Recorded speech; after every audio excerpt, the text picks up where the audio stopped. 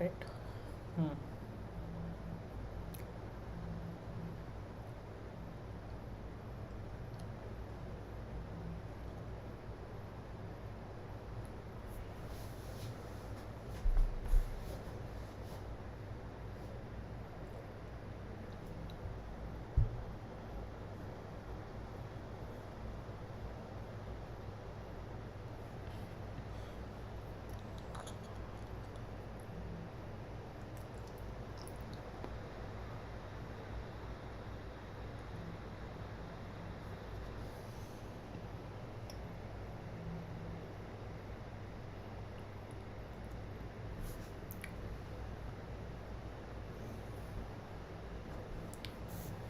Alright, so we are here for the session DP for OI problem solving part 3.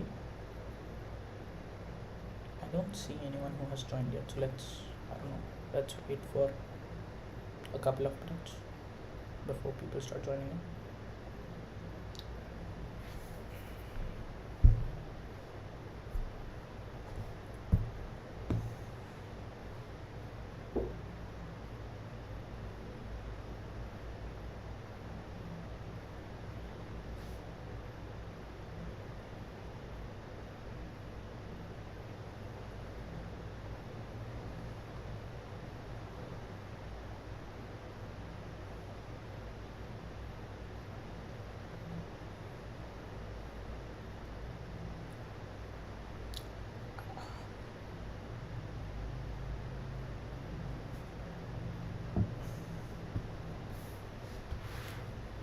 Let's see more. Share screen. Share. First screen is being shared.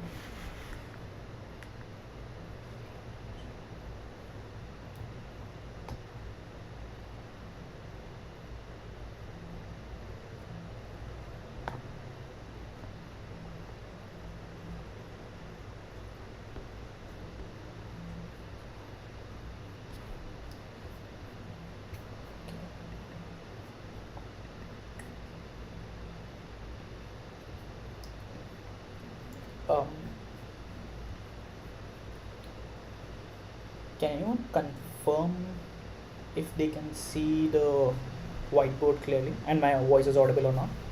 Both the things. Like the voice should be audible and you should be able to see the whiteboard thing. Can anyone confirm this? Okay, and the whiteboard is visible basically where I'm scribbling right now, right? Like the screen is shared. Cool. So yeah, so today's last class of this like mini course or whatever you want to say, DP for OI. The idea was to cover some dynamic programming problems, more specifically towards Olympiad, which cover like INOIs, HCOs, and IOI-TC. That was the target. We covered some basics in the first lecture. Then in the first lecture we covered two problems. One of them was brackets, the other one was two parts. Then in the second lecture we covered two other problems. I can show you the ones that we covered. We covered training and we covered periodic strings.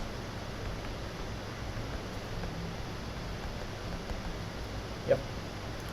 Looking at the feedback from the last two lectures, the feeling that I get is that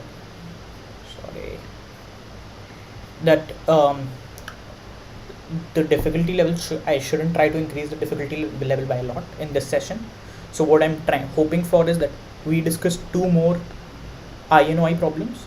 So all of these four problems are INOI problems that we discussed in the previous two lectures. Two more INOI problems, DP problems, and if we have time, then we can consider discussing some theory aspects of DP bitmask. Not really do a problem of DP bitmask maybe, but like just give you guys an idea of like how DP bitmask works.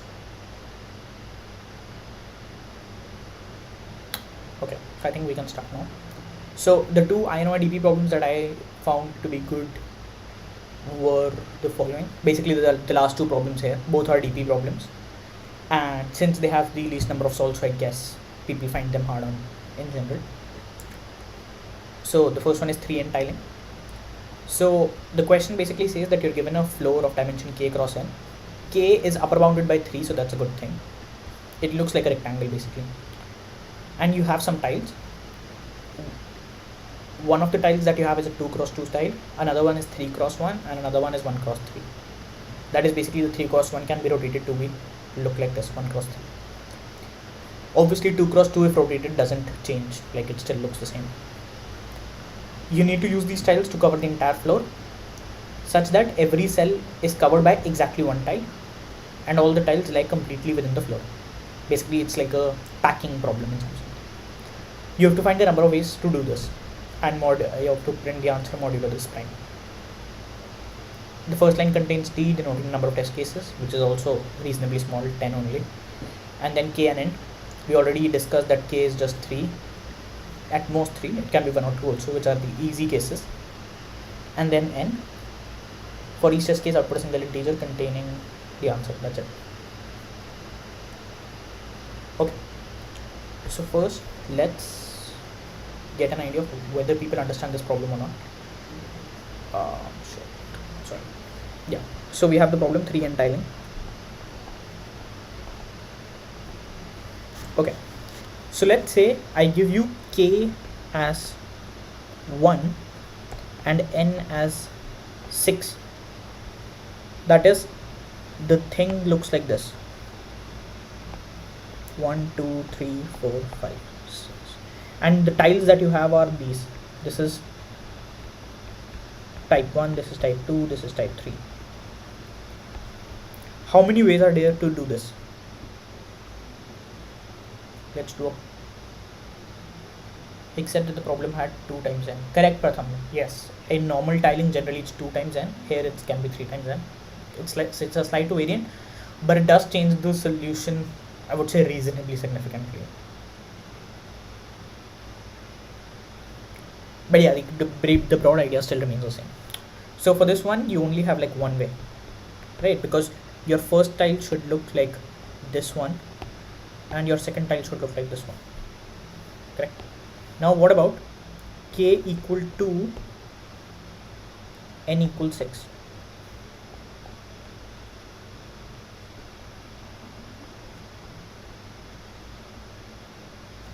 Yeah, how many ways are there?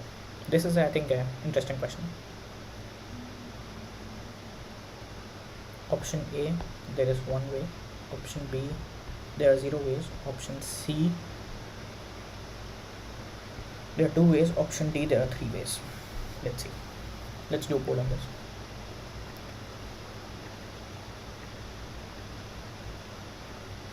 How many ways are there to make this one? Obviously you can notice that we won't use this one because it's not, k is not 3, so we can't fit this one, so we can only use these 2. Now how many ways will there be? Okay, so some people said 0 ways, which is probably not correct, right? Because you can do this, this, this, this. That's one way, which is easy to see. And you have another way also, which is this one.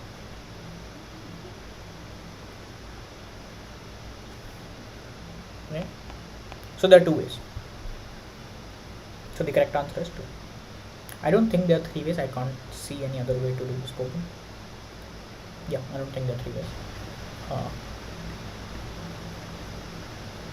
So can you explain the question again?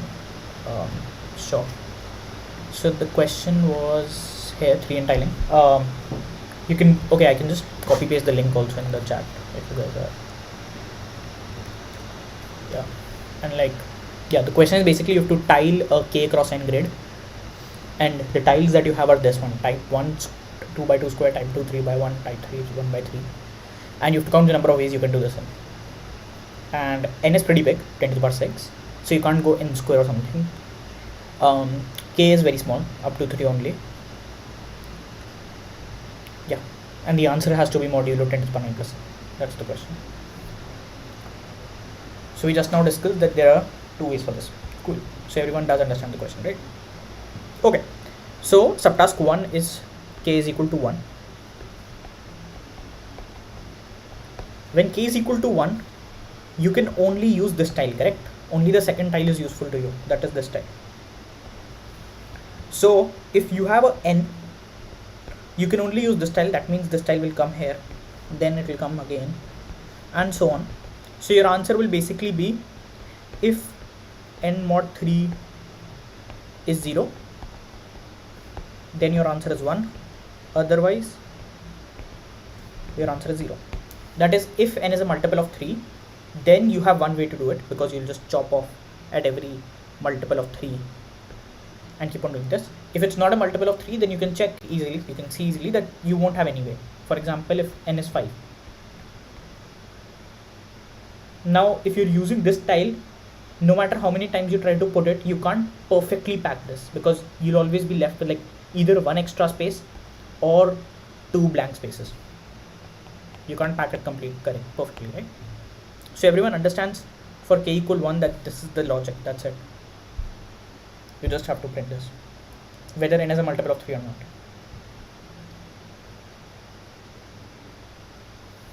Cool. What about k is equal to 2?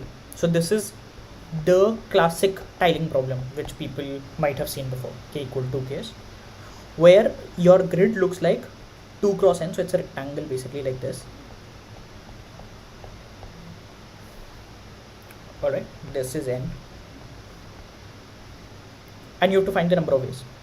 Now notice you had one tile which looked like this, you had another tile which looked like this, and you had another tile which looked like this. Out of these three, which of them is useless for you?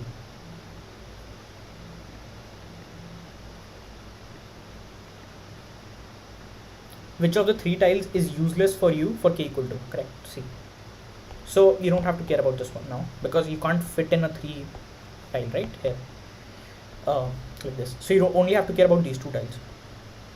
Okay. Now, for the tiling problem, the intuition of DP comes from, so a lot of times when you see questions of the form, count number of ways to do thing X. If you have this kind of question, a lot of times it's likely that the question is, like, think about it. Also, the question says that your answer can be pretty big. So the number of ways can be pretty big because you're moduloing it under 10 to the power 9 plus 7. So whenever you have questions like these, your thought process should be either it's a DP or it's a combinatorics question. By combinatorics, I mean in choose R, like those kind of things, like a math formula, make a math formula out of it. Or it's a DP. Those are the generally 2 common types of problems which ask you to do this thing, count the number of ways to do thing X or something. Like it should have definitely a component of these 2 in it. Alright. So for this question also, you can make a combinatoric solution. There is a method to make a combinatoric solution. It's complicated, so I won't cover it, but there is a way. We'll more like look into the DP method. Alright. So in the DP method, it's kind of like Fibonacci in some sense, that you're trying to make a bigger thing out of smaller things. So the idea is, okay, let's first define a DP. DP is denoted by the function f of n. As we did in the last 2 lectures, we first tried to give a definition of f of n in raw English.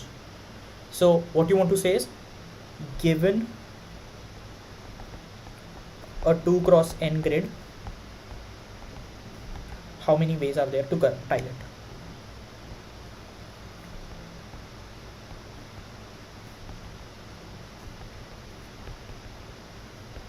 Or more precisely, given a 2 cross 10 grid, number of ways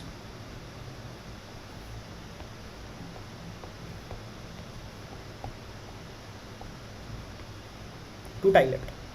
That is what the definition of f of n is. If this is the definition of f of n, then f of capital N will store the answer. If we can calculate f of capital N magically, then that's our answer. We just print that. For k equal to case, we are doing for k equal to. So what's the recurrence? If you're trying to make a thing of size n, you're trying to tile this. Think about the last few places. One option is to put a put a 2x2 tile here, put a 2x2 tile here, right? That's option 1. If you do that, you're left. So this entire problem was of size n. Once you put this 2x2 tile, you're left with the problem of size n minus 2 up to this point. Or the second option is,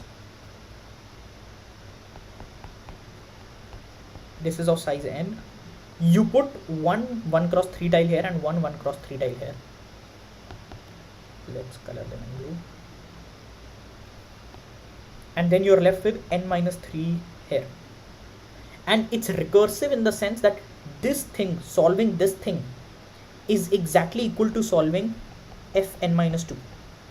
Because you're just like, this looks like what was the definition of f of n? The number of ways to do this. So now instead of n, we changed it to 2 times n minus 2. But it still looks the same. And we have to count the number of ways to do this, like to tile this, given a red tile here, or to tile this, given 2 blue tiles here. So f of n is equal to either option 1 or option 2. And you can do both of them, so you add them together because both of them give you different ways. So first option gives you f of n minus 2 and the second option gives you f of n minus 3. This is n minus 3 because this is of size length 3 and this is of length 2. So here you are left with n minus 2, here you are left with n minus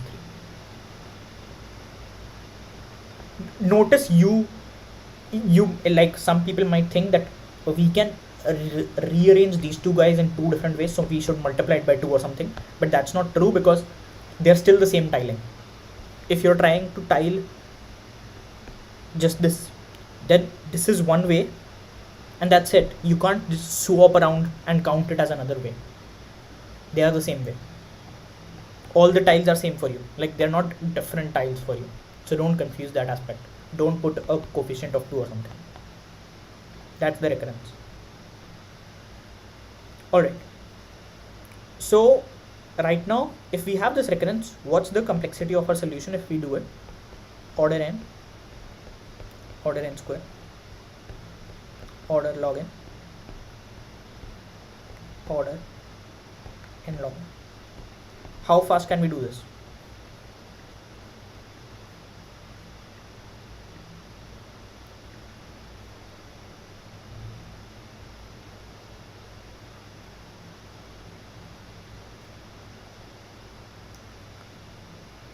Alright, so people think it's order n, which is correct. You can do it in order n, just like a Fibonacci recurrence, you can do this in order n. Also, just so you guys know, you can also do it in order log n. That is through the matrix multiplication idea. Broad idea being that this is your recurrence. So you say, if you're trying to make fn and fn minus 1 here, this is one row multiplied by some 2 cross 2 matrix A, and here you have fn minus 1, fn minus 2, something of this sort. Actually you'll put in a lot of more things.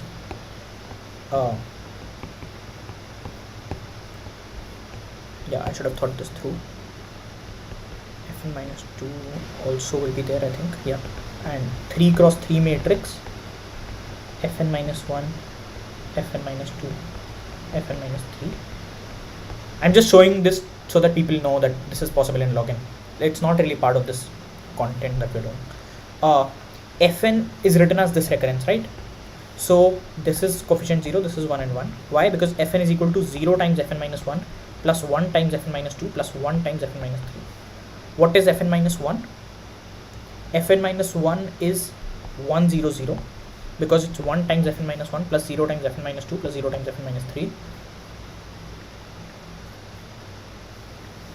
And what is fn minus 2?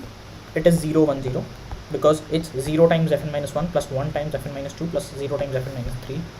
Once you get this matrix, now you can say fn, fn minus 1, fn minus 2, this vector, let's denote this matrix as A, is equal to capital A to the power n minus 2 something f2, f1, f0, and you can just calculate these values, hard code these values. Now once you have this, you have to calculate this thing fast. That's it. Okay, Rohit asks, why is fn minus 1 this? Okay, think about this. When you multiply 1000 with this, it's a dot product, right? What happens in the dot product? 1 times fn minus 1 plus 0 times fn minus 2 plus 0 times fn minus 3, which is basically fn minus 1, because this is 0 cancels out, this is 0 cancels out, and this is 1, ignore it. So you're left with this much. So this thing multiplied by this thing gives you fn minus 1, which is the thing here. It's matrix multiplication. You're trying to fill these values in such a way that the matrix multiplication holds. Once you get this, you can replace this A matrix again and again so that you get this thing, a to the power n minus 2. Once you have a to the power n minus 2, this calculation can be done in order size of the matrix cubed times log n using binary exponentiation.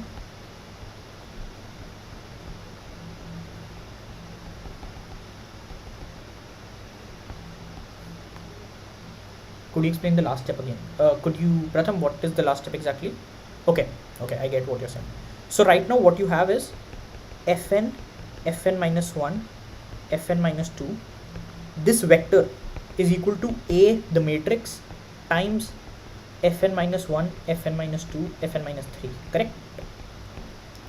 Now also think that this holds for all n. This thing holds for all n, like probably for all n greater equal 3 or something, you can say. So you can write this for fn minus 1 as well. Fn minus 1, fn minus 2, fn minus 3. This vector is equal to A times the previous vector, which is fn minus 2, fn minus 3, fn minus 4. Right? Both these equations hold. So this is equation 1, this is equation 2. Substitute this thing here using this. So you get A square is times fn minus 2, fn minus 3, fn minus 4. This vector, and on the LHS you have fn minus 1, fn minus 2, right? And you can keep on doing this again and again. Basically substitute this thing by A times the smaller thing, and then substitute this thing by A times the smaller thing, and just keep on doing this, and you'll eventually end up with A times a to the power n minus 2, f2, f1, f0. These three values will be known to you. Like you can just calculate them by paper pen, what are the values. So you're left with calculating this term, a to the power n minus 2, fast. Obviously this is being calculated under the modulo 10 to the power 9 plus 7. And to calculate this fast, you use binary exponentiation, which basically says that, for example, if you wanted to do 3 to the power 20, some number to the power 20, then instead of doing it in 20 operations, you can do it in log 20 operations.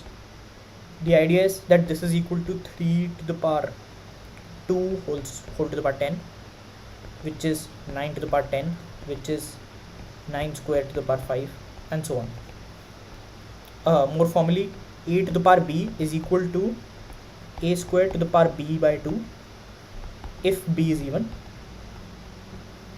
and a times a to the power b minus 1 if b is odd.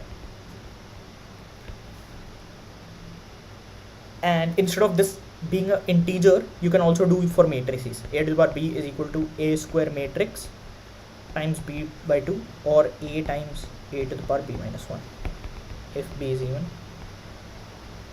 if b is odd.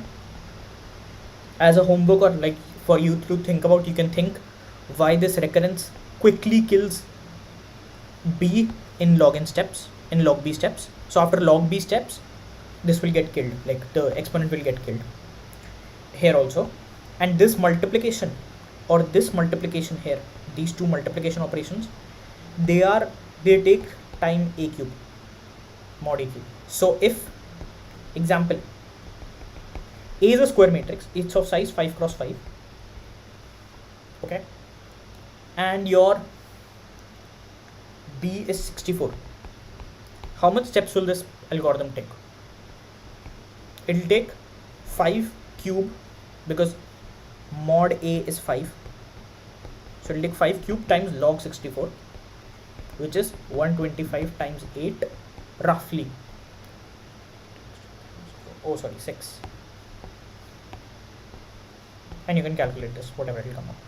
So it's roughly A cube times log exponent, which is in this case n. In our example it was n, and A is pretty small for us because it's a 3 cross 3 matrix. So in our case this entire terms comes out to be 27. 3 cube is 27, so we can ignore it. So it's just order log n algorithm. So that's why I was saying you should know that a log n algorithm exists for this kind of thing. Okay, a true or false question. Can we extend this to something like this?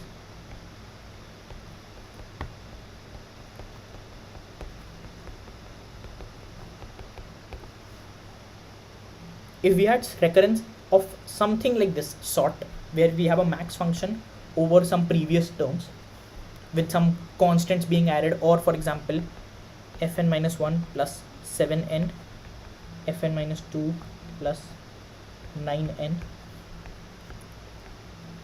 Question is, could this be done using matrix expo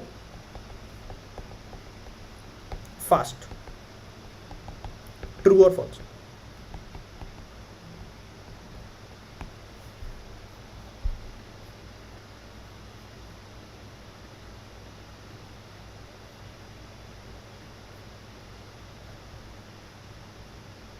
Like, what do you think? Can we extend the same logic?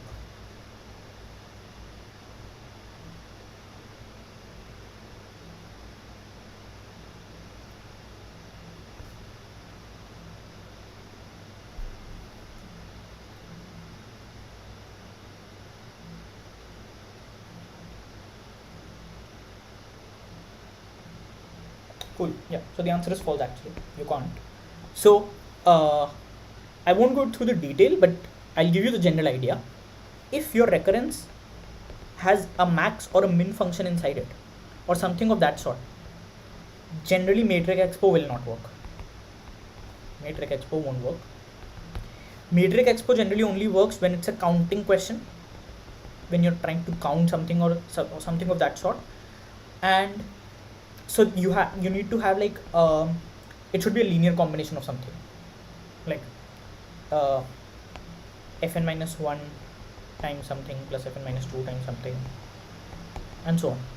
Like the plus operation can be, or the multiply operation can be there, but you generally can't have max or min. Not even all the plus and multiplies can be converted to a matrix expo version, but if you have a max or min, it definitely can't be done. So don't waste your time thinking that maybe matrix expo is possible or something. That's what I wanted to say. Okay, so we have the solution for subtask k equal 2. Now we go to k equal 3, which is the full solution. So when k equal 3, our grid looks like this.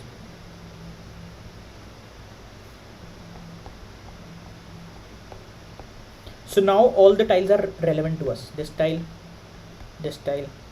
and this tile. We can use all the 3 tiles, right? Okay, so let's say f of n denotes number of ways to solve this 3 cross n grid. Okay, one way is to just put a 3 cross 1 tile here, right?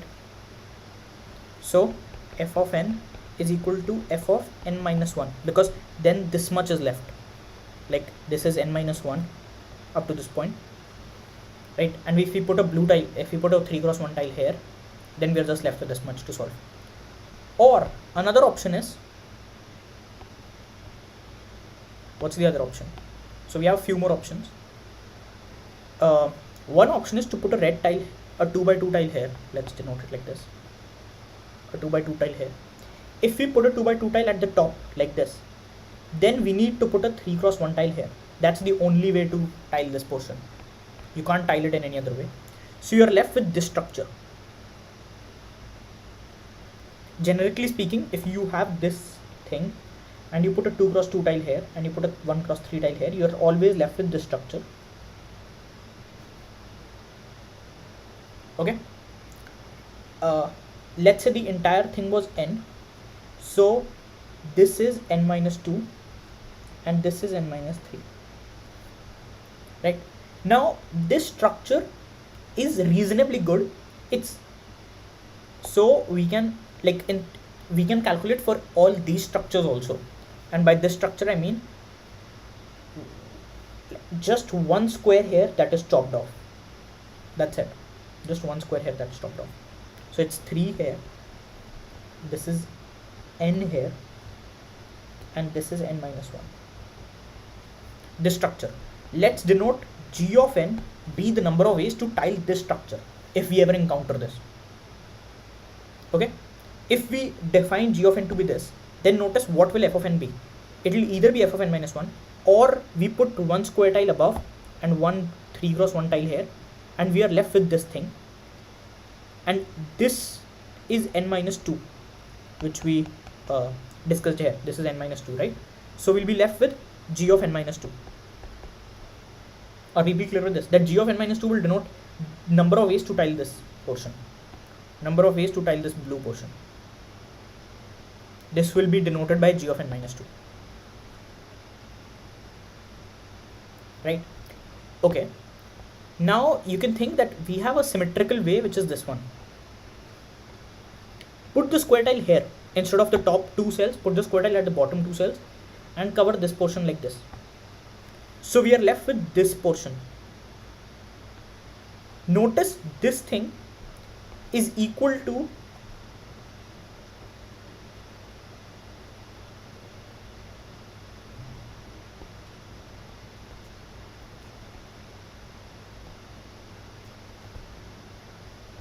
this thing because of symmetry. They both look the same, they are just mirror images of each other. And if you have 10 ways to solve this, let's say you can do this, solve this in 10 different ways. You can solve this also in 10 different ways, and they'll just look mirror images. For example, let's say this is the grid, and let's say one solution you have is this.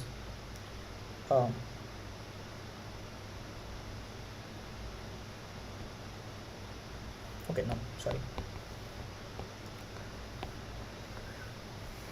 Okay, how to explain this? That they're like equal or symmetric. Okay, think about this. If for this one, let's say, I'll give you an example.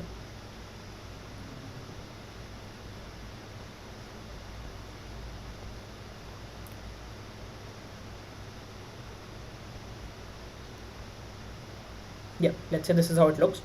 This is one square, this is one square, and this is one square. Now, exact mirror image of this, think about it. This configuration will be this thing. One square, one square, one square. Both of them look exactly the same, just they are mirror images of each other. So if this one has 10 ways, then this will also have 10 ways. More generically speaking, if this has gn ways, then this also has gn ways. So they are the same thing. So we had one way to tile in which this 2 cross 1 was at the top, which gave us gn minus 2 contribution, and we have another way to tile in which this 2 cross 1 is at the bottom, 2 cross 2 is at the bottom. This also gives you another gn minus 2. Okay, do we have other ways also? No, that's the question.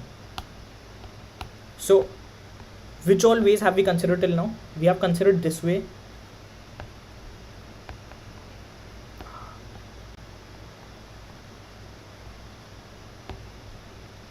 yep.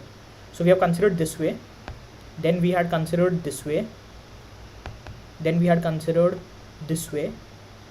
So we have considered 3 ways. What about this way? Put this here, put this here, put this here. 3 cross 1 tiles all over, and we are left with a problem of size n minus 3. That's also a valid way, correct? So plus fn minus 3 also is there. Are we left with any other ways? Can people think of other ways? So we have already tried the putting 2 cross 2 at both the places. And we have also tried putting the 1 cross 3 here, and we have also tried putting all 3 cross 1s here. So we are done with all the ways. So now what's remaining is we have a recurrence for f of n, but this recurrence is dependent on this g term, right?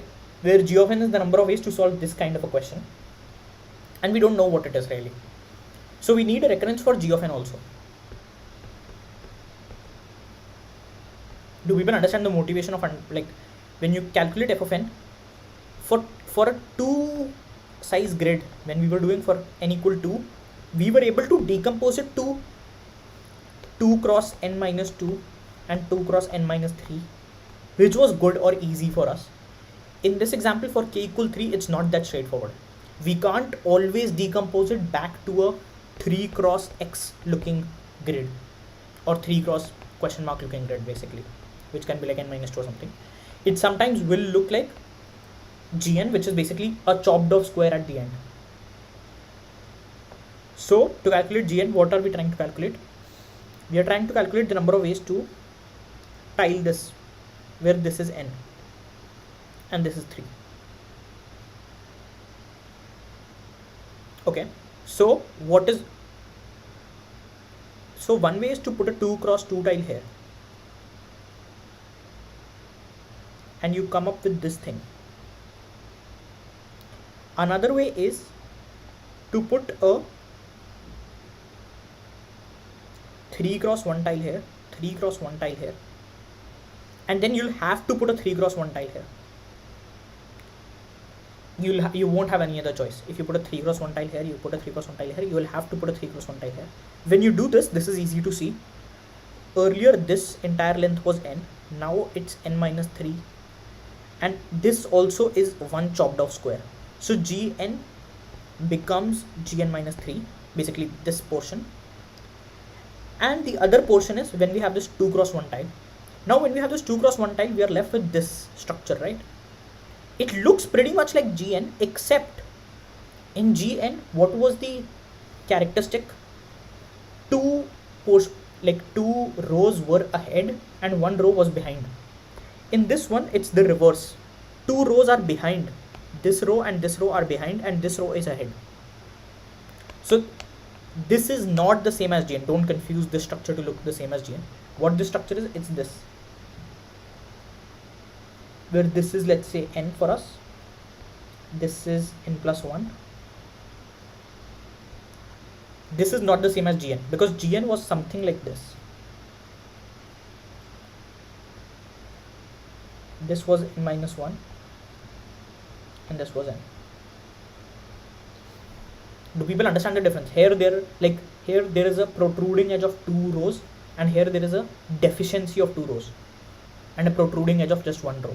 That's the difference. It's a very subtle difference, but there is. So for this kind of structure, let us denote the number of ways to tile this as hn. Then gn minus 3 plus h of how much? N minus 2, because earlier this was entire thing was n. When we put this 2 tile here, we are left with n minus 2 at the top and n minus 1 at the bottom, and that's how we defined hn. Now again we have to calculate hn minus 2. You guys might be thinking that, are we going anywhere with this? Like maybe hn minus 2 will require something else, but that's not the case. hn will actually be enough. So when you're trying to calculate hn, you have one way to put a 3 cross 1 tile here, right, and a 2 cross 2 tile here. If you do that, you're left with how much? You're left with f of, because this is perfect rectangle, of dimension n minus 2, or what's the other option? You'll always have to put a 3 cross 1 tile here. That's for sure, that's fixed. You can't put anything else here. And instead of putting a 2 cross 1 tile here, you might put a 3 cross 1 tile again and a 3 cross 1 tile again. If you do that, then it's the same structure, just 2 steps behind. Sorry, 3 steps behind. So it will be hn minus 3. So you have this recurrence, which is third recurrence. You had this recurrence, which is second recurrence. And you had this recurrence, which is first recurrence. Do people understand all these 3 recurrences?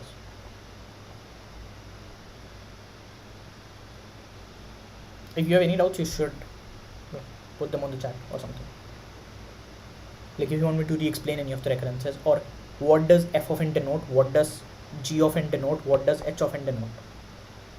There are different structures. F of n is the easiest structure, which is the 3 cross n thing. Gn was when you chopped off one square from the bottom or one square from the top. They are symmetrical. Hn was you chopped off 2 squares from the top or 2 squares from the bottom.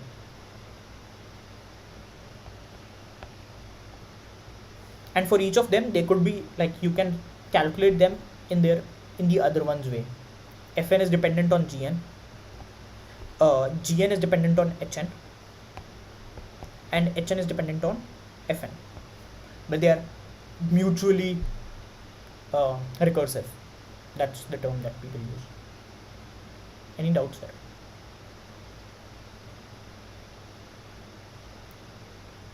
Okay, so once we have these 3 recurrences, let's just write them down more cleanly. Fn was what? Fn minus 1 plus 2 times Gn minus 2 plus Fn minus 3. What was Gn? Gn was Gn minus 3 plus Hn minus 2. What was Hn? Hn was Fn minus 2 plus Hn minus 3. So we have these 3 recurrences, and we have base cases also. What will be the base case? So f0 will be 1. If you're left with nothing, 3 cross 0, that is nothing, then there is one way to tile it, which is not do anything. Right? It's an empty tiling, like it's an empty grid, and there is one way to do that, which is to not do anything. Now what does g of 0 denote? G of 0 denotes number of ways to tile this thing. So g of 0 actually doesn't make sense if you think about it, because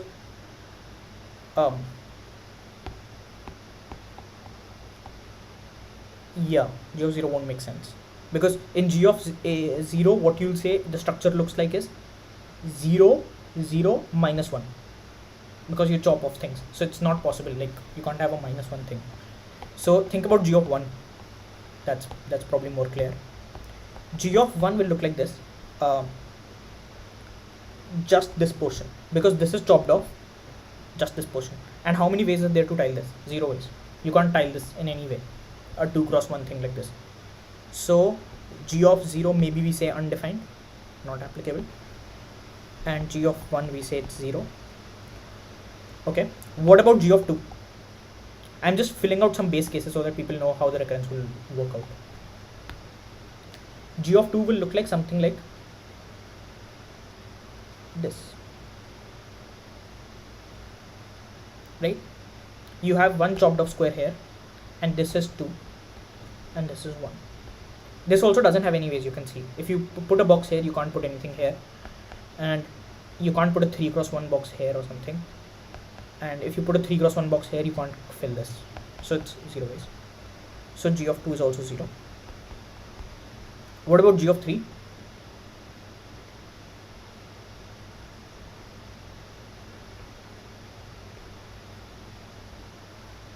I think this will also be 0. At least it looks like to be 0. Yeah, it will be 0. G of 3 will be 0. G of 4, let's see. Not really sure when it turns out to be non-zero.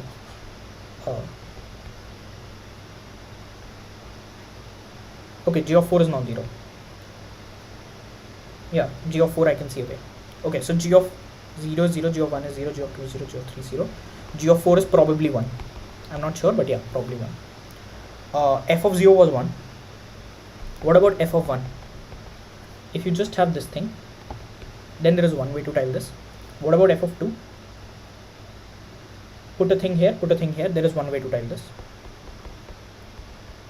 This is just like manual calculations. I'm not putting any, like I'm not doing anything special here.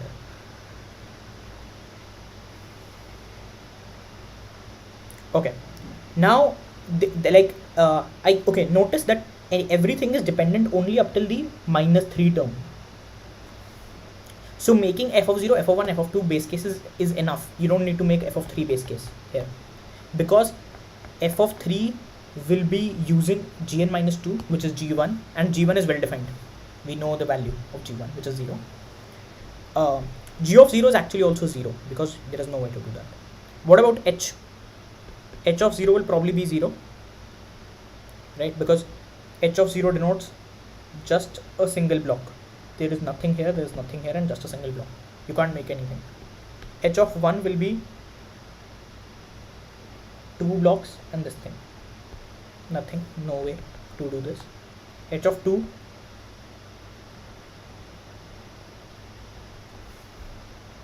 sorry. Okay, there is a way. H of 2, there is one way. So H of 2, there is one way.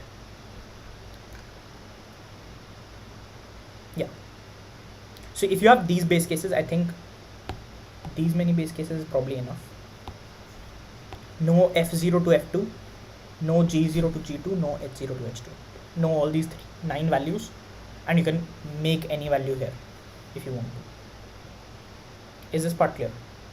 That you just need these many base cases. I mean, you can probably drop some of them and still recover them if you want to, but this is enough.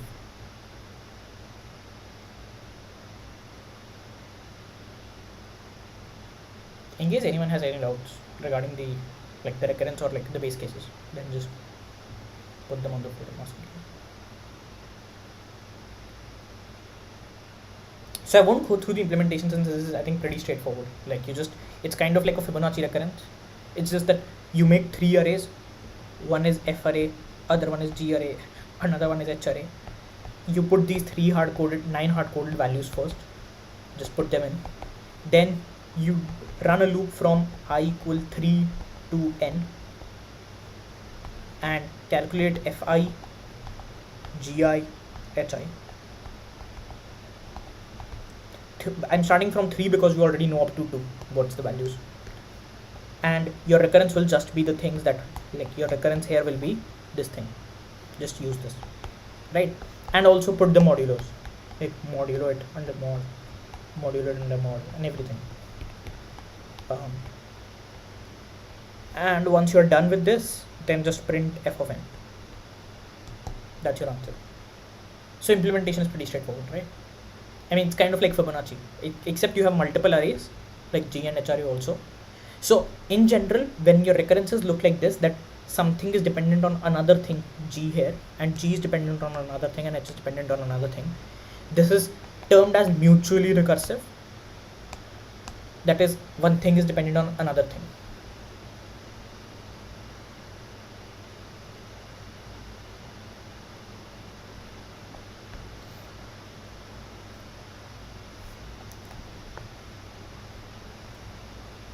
Okay, I'll show you one implementation method which is interesting, I would say. You guys might learn something from it.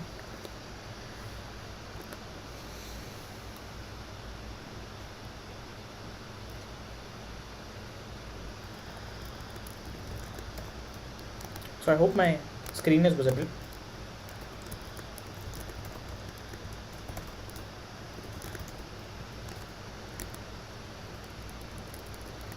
So this question had n as 1e6.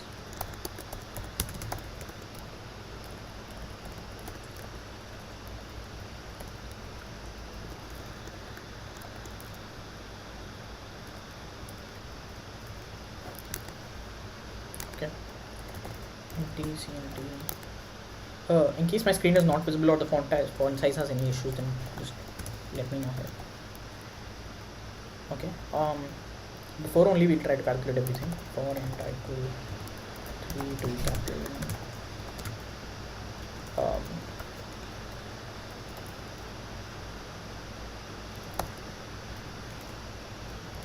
so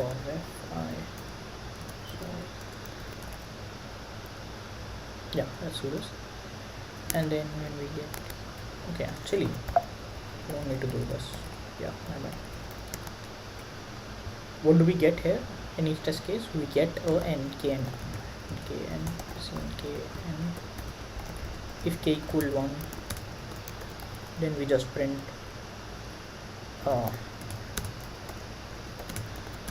equals 0, then we print 1, otherwise we print 0.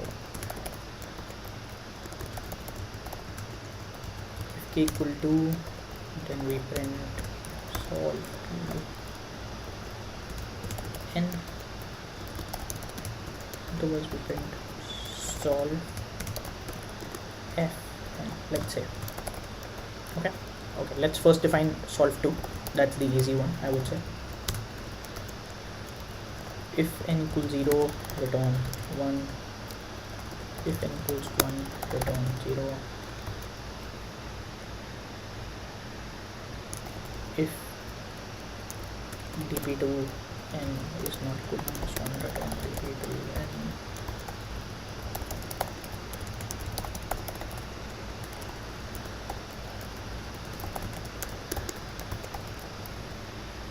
Otherwise we say dp2n equals what?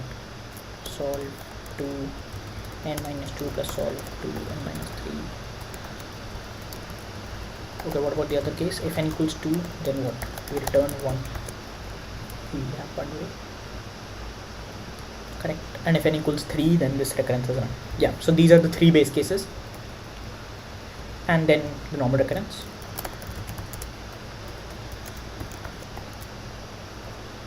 Okay. Let's just see what comes out for 2 6. So let's just print this out.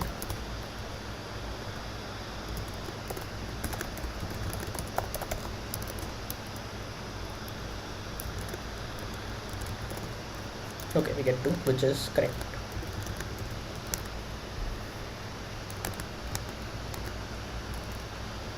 Then we need solve fn, which is here in solve f int n. Now we already discussed the base cases, right? If n is 0, then we return what? I'll just go through my list of base cases. Return 1. If n is 1, then we decided we'll return 1. If n is 2, then we decided we'll return 1. These were the base cases that we discussed. If dpfn is not equal to -1, that is, it's already solved, then just return dpfn. Otherwise dpfn is equal to solve, what's our recurrence? Solve f in -1 plus solve g in -2, 2 times this thing, plus solve f in -3. Okay, notice we had the mod also, I forgot about it.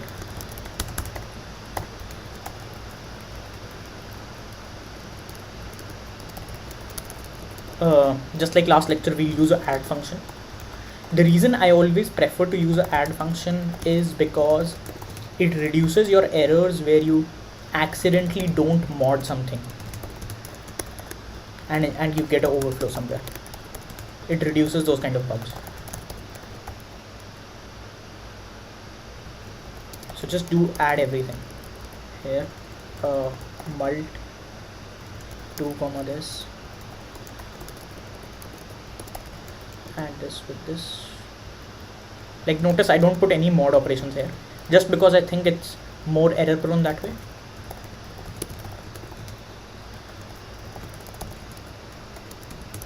And this is like a general practice that a lot of people use to reduce their bugs when doing module operations.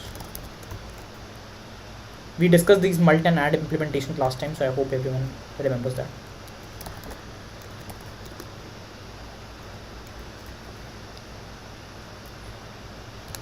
Okay, I'll see if people have any doubts or something. Okay, nobody mentioned any doubts. So we have this thing, then we return dpfn, then we have solve g, and then again we had base cases here.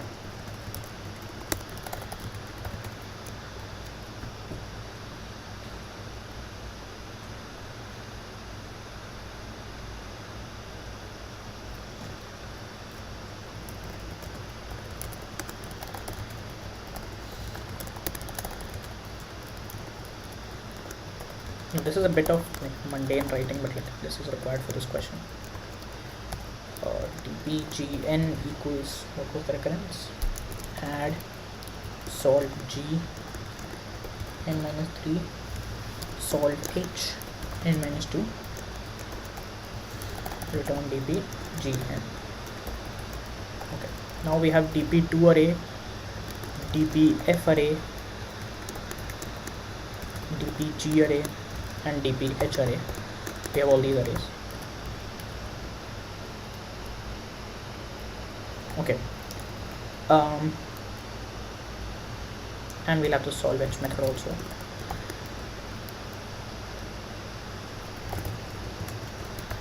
Again, base cases. I'm just copying it from my tablet, looking at it.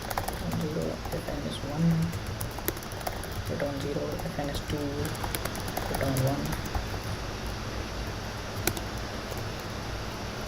if dp hn is not equal to -1, return dp hn, otherwise dp hn is equal to what's the recurrence, add solve f n minus 2, solve h n minus 3.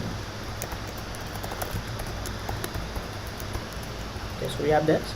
Now firstly setting everything to -1 initially.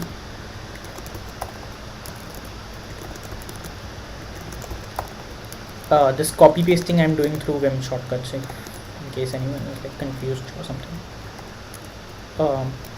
One interesting thing to note here is that notice this error message, use of undeclared identifier solvH. This is happening because solvG is declared above solvH, and generally from comparative point of view you don't put function declarations. But when you're doing mutual recursion, so here I'm not showing you the iterative approach, I'm showing you the recursive approach, right, to solve this question, the memoized approach. Then you need to put actually solve g int n and solve h int n. These function declarations are important, like you should put them, because when solve f here sees solve g, it should know that this function exists because solve g is below it. And if you try to put solve g above it, then okay, it'll be fixed. But then where will you put solve h? It's kind of like a dependency graph with the cycles, because that's how mutual recursion is defined. So you need to take care of that.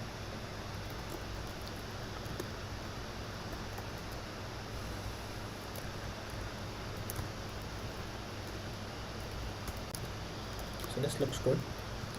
Let's try this out.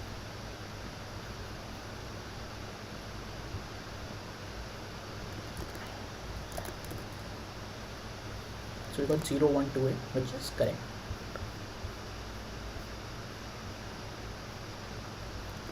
I haven't actually summarized this problem before. Let's see.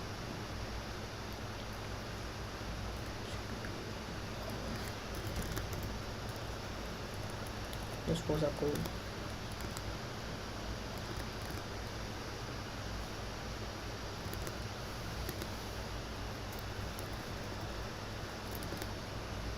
I can imagine that this might TLE because there are a lot of recursion calls, but I don't think so.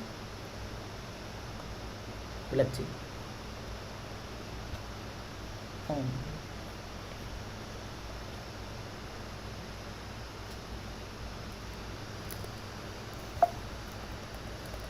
Not entirely sure that it was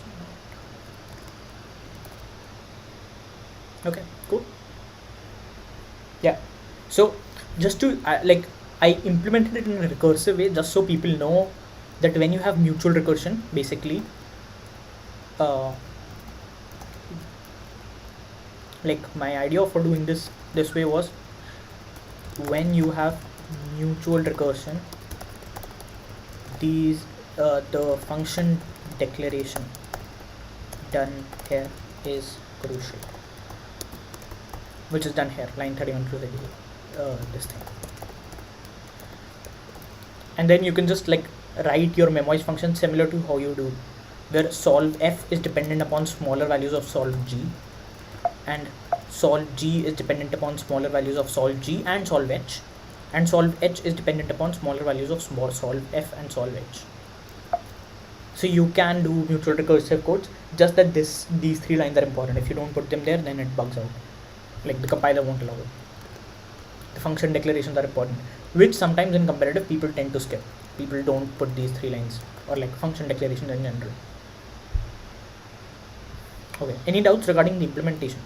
I mean, we already covered that these are the base cases. Then I just wrote the recurrence. That's pretty much it. and we have this add and mult function just to like add two integers under the modulo and multiply two integers under the modulo. That's what they do. So it makes the code look cleaner because you don't have to put the mod operation manually everywhere. And when you're doing this kind of thing and you're trying to add three things, which we're doing here, what I do is I first add two things. So I add this thing with basically the solve fn minus 1. So what I wanted to do was dp fn is equal to adding three things: solve fn minus 1 plus 2 times solve gn minus 2 plus solve fn minus 3. How I rewrote this basically is add two things first, this one with this one, right? I added these two things, and here I'm multiplying 2 using the mult function, and then I put another add outside it to add the last thing. This is also a very common trick. Like for example, if you have max function which is present by default in C++, and you want to take max of 2 variables, then you do this. If you want to take max of 3 variables, then you do this, right? You just take max of A and B, and then that value is taken against C. This is how you take max of 3 variables. So the same common trick like applies here, that you can nest these adds and mults together if you want to. Any doubts on the implementation, or we can move forward to the next question? Okay, before we go forward, I would like to discuss this presentation with you guys. We discussed a similar presentation last time. So yeah, I hope the screen is visible to everyone. So we are starting off our intermediate batch from 22nd December at Unacademy. It's a structured way of learning, and the aim is for you intermediate people like to become more proficient and become experts. The instructors will be from like ICPC World Finals, like myself, or like IOI medalists, and people who have worked in the industry for a long time with good firms, for example like Google, Facebook, other companies, to develop like subject expertise, which is required for like cracking tech interviews if you're interested in that, or for cracking coding competitions like INOI, ICPC, regionals, and so on. And if you take up the 1-year course or the 6-month course, then you get the CodeChef certification. The expenses are less than 90 per day. So in this program, we have like live interactive classes and doubt support. I think doubt support is pretty good in the sense that there is less friction when it comes to problem solving, and we have like curated problems. The batch will have all this content. I think this is very relevant, like if you're interested in taking this, just so you know what's going to be taught. So as you can see, it's like a 1-year program, like week 1 to week 4, week 5 to week 10, and so on.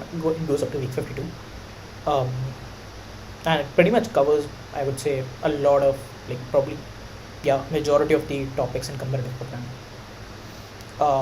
The educators, you guys probably have seen all these people before through like other videos or something.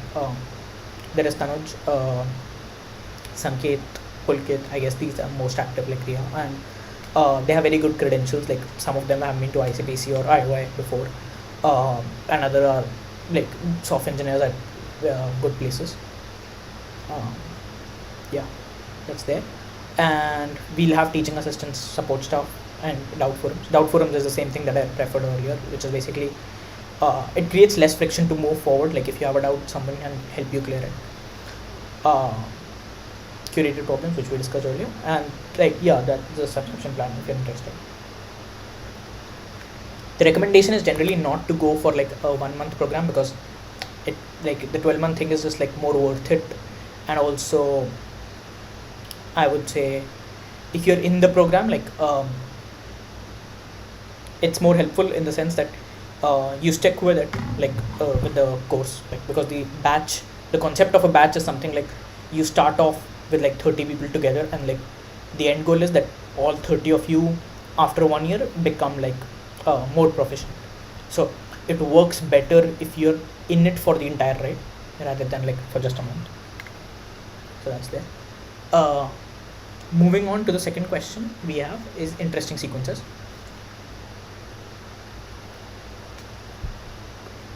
So this is also a past INOI problem. I think it's quite recent, not sure really. Yeah, I think it's INOI 19, second problem. Yeah, and this is, I would say, like probably one of the hardest TP questions in INOI up till now. That's why I wanted to end on this one, the series. So you're given n integers a1 to an. You have another integer n. You consider a sequence of indices. Indices basically means positions, if someone doesn't know. I1, I2, Ik. A particular index can occur multiple times in the sequence and you don't have to maintain any order. Notice when it says you don't have to maintain any order, that it's not necessary that I1 should be less than equal I2 or something of that sort. They can be like, they can even repeat themselves or something. That's not a constraint.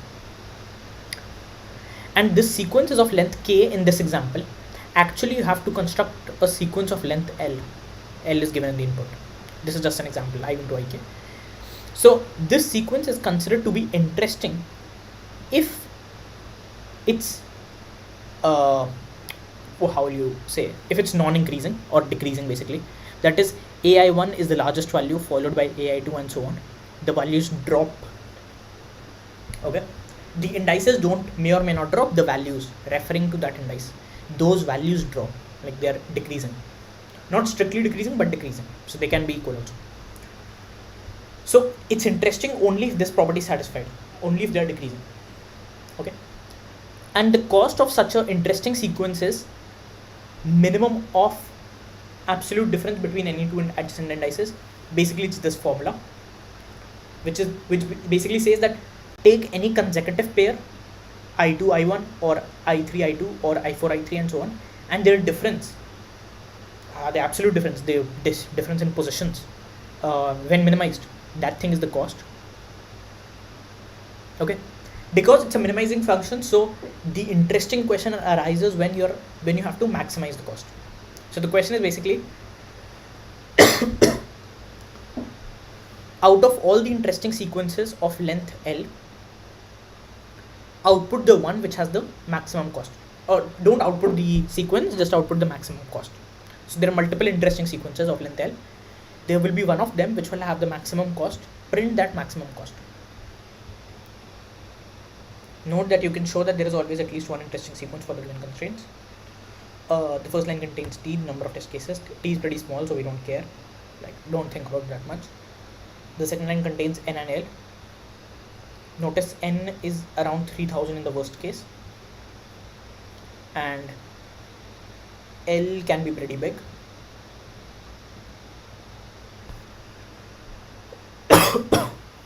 The second line contains, of each test case contains n space separated integers.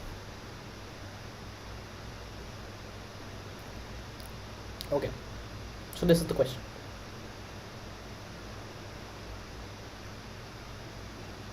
It is guaranteed that blah blah blah. Yeah.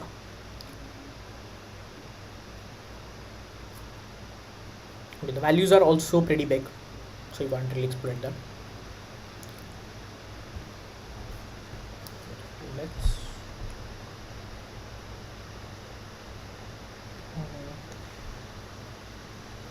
okay, is this visible? So the question we are doing is interesting sequences of INOI 19, right? So okay, one thing to think about, I would say, is that what if L is smaller or something of that sort? Okay, firstly, okay, let's start with the first subtask. That's the easiest one, I would say, and then you can build up the solution idea. So it's guaranteed that A1 is bigger than A2 and so on, AN. Okay, so the elements are in decreasing order initially only. So when the elements are in decreasing order, you have A1, then you have A2, then you have A3, strictly decreasing order. Notice how your sequence will look like. if your sequence is denoted by S, it will look like I1, I2, IL, correct? Now since it's in decreasing order, your I1 needs to be less than I2, your I2 needs to be less than I3, and so on, because your sequence has the special property that AI1 is going to be greater or equal AI2, and so on, right? Only then the sequence is interesting, if it has this property. And this property is only ensured when they are in increasing order.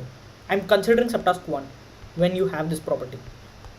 In subtask 1 you're given this property that they are decreasing in order, they are decreasing values, all the array values, and they are distinct also because they are strictly decreasing, right? So this is what your sequence will have in terms of property, that is they will be increasing. Now notice, if they are increasing, how big can the value of L be? Can your value of L be bigger than N? True or false? Like if the value of L is bigger than N, can you actually find a sequence? Let's do a poll on this.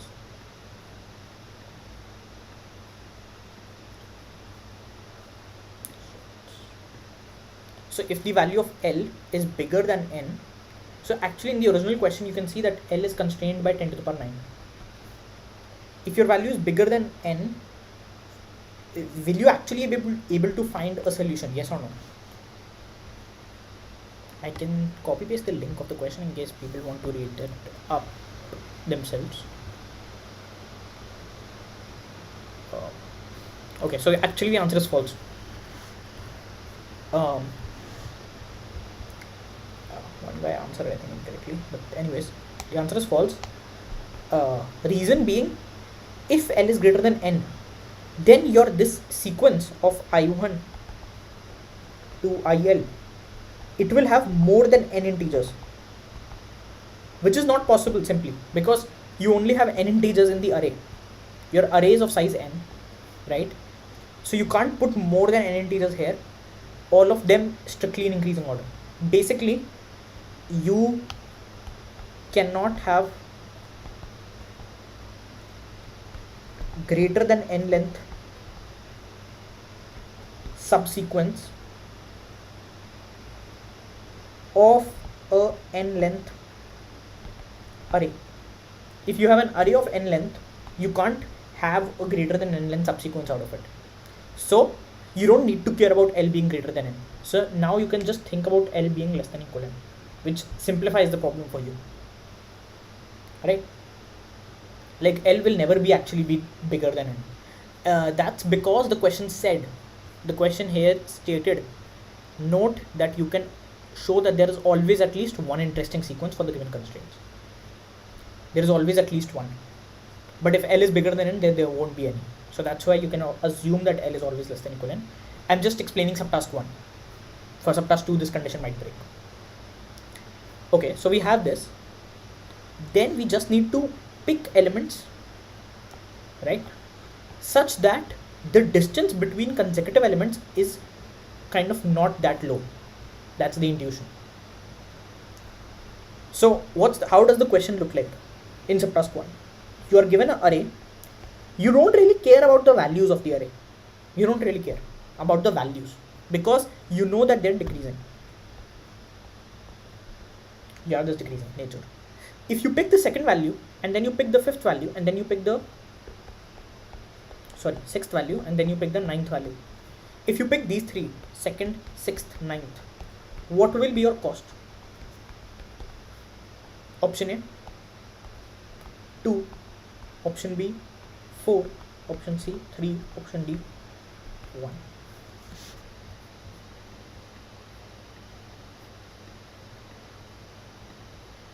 What will be your cost if you pick these four values, these three values, the second value, the sixth value and the ninth value? Let's say your L was just 3, you have to make a 3-length sequence. Then what would have been the cost of this sequence by the definition of the question? So the question said that the cost is basically min over what? something minus something, right? It was I2 minus I1 absolute, I3 minus I2. So if you're picking the second value, the sixth value and the ninth value, then this thing becomes minimum of 6 minus 2 absolute and 9 minus 6 absolute, which is minimum of 4 comma 3, which is 3. So the answer is actually 3. Intuitively, if you want to think about it, if you're picking the second element, the sixth element, the distance between these two is 4, because 6 minus 2 is 4, and the distance between these two is 3. 9 minus 6 is 3. The minimum distance is 3, so your cost is 3. And the question is asking you to maximize your cost, correct? The question is asking you to maximize your cost. So you can think of an easy greedy, which will work for subtask 1.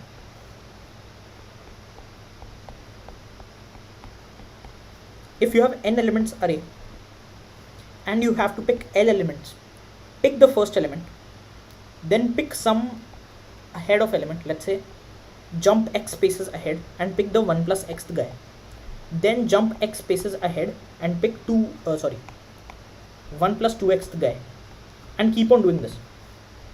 Basically, intuitively think about this. You want to pick things at equal distances. Reason being that when you pick things at equal distances, you'll get this advantage that none of the two elements that are picked are very close by. They shouldn't be close by, right? If they're close by, then it's bad for you, because then your min function will get a very small entry and then your entire cost will drop. You want all the terms to look large so that your min is also large.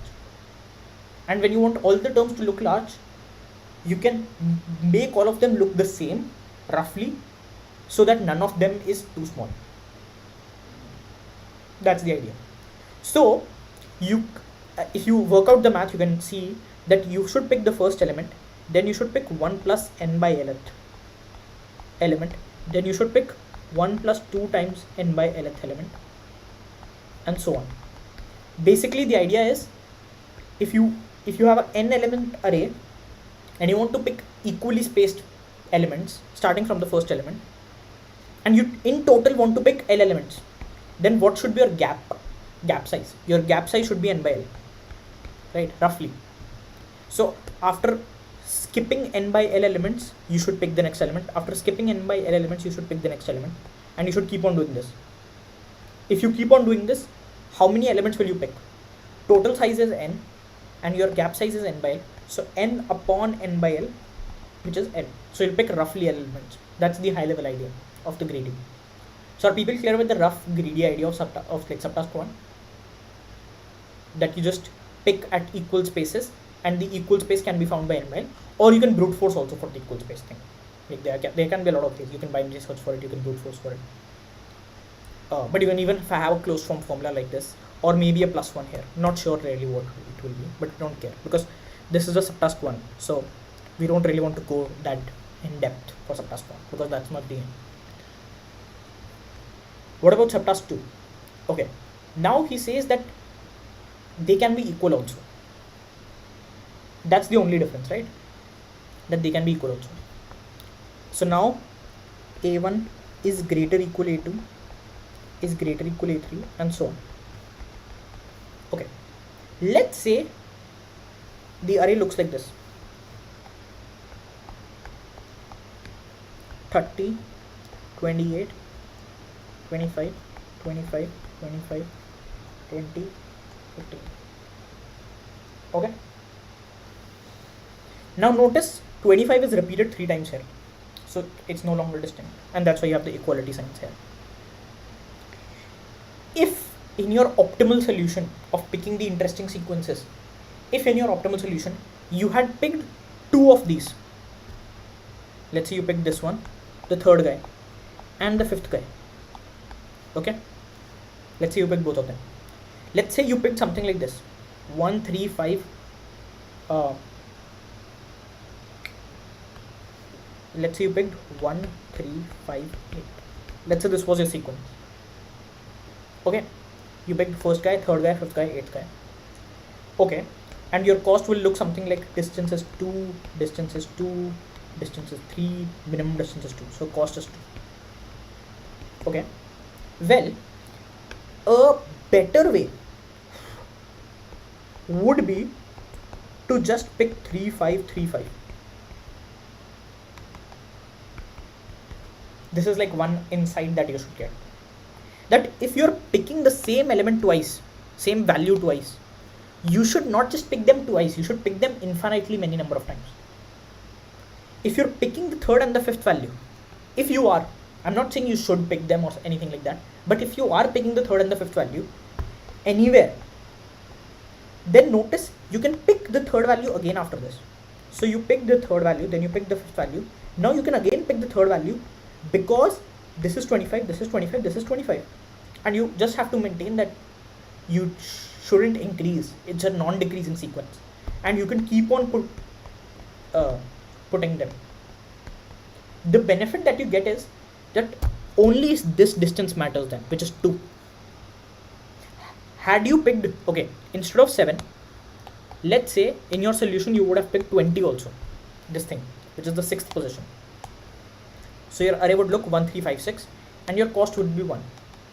Your cost is 1 because 6 minus 5 is 1. A better method would have been to just keep on picking 3, 5, 3, 5, 3, 5 infinitely. And now do you get the idea why L is so big? Why L is around 10 to the power 9? Because you can repeat elements, right? And notice whenever you repeat elements, what happens? If you have this element alpha, this element beta, such that A alpha equals A beta, and you are picking both of them, then you should just pick alpha beta, and keep on doing this till the time this length becomes L. Maybe this is 10 to the power 9, don't care, but just keep on doing this. Then your cost will be what? Beta minus alpha. That's it. That's one way to go about this. So whenever your L is bigger than N, you can say by pigeonhole principle, I'll have to pick one element 2 times. So there must be duplicates, because there has to be a way. There must be duplicates in the array. And if there is any duplicate like this alpha and beta, then I can do this trick. Just keep on putting them. 3, 3, 3, 3 is allowed. Pratham, what are you saying? Is this your array or is this your sequence? Is this your, I'm assuming this is your array, right? Yeah, so if your array looks like 3, 3, 3, oh, indices. Okay, if you pick the same indice again and again, your cost drops, right? If you pick alpha, alpha, alpha, so on, then your cost becomes 0 suddenly, because alpha minus alpha is 0.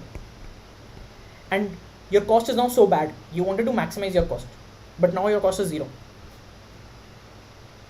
You shouldn't pick the same element consecutively. If you're picking alpha, you should pick something not alpha here, because you don't want your cost to drop to 0. So you want to pick something alpha then beta. Once you've picked alpha beta as a pair, now your cost is already defined as beta minus alpha, absolute. So you can pick alpha again and there is no harm. Your cost doesn't drop. And then you can pick beta again and your cost doesn't drop. It just remains the same. And that's the benefit that you're getting. That if you have to pick these two elements together, then you might as well just fill the entire thing with them. That's the idea. That if you have to pick these two elements together, then you should fill the entire thing with them so that your cost doesn't drop. So, okay. So in subtask 2, when there is this equality thingy, what you can do is in n square time, consider each alpha comma beta pair such that A alpha is equal to A beta. If there is any such pair, then just put alpha beta infinite number of times and your cost will become beta minus alpha. Okay, try each such pair of alpha comma beta. So this is order n square, the entire thing. And after doing this, you know, let's say, so what you'll do is basically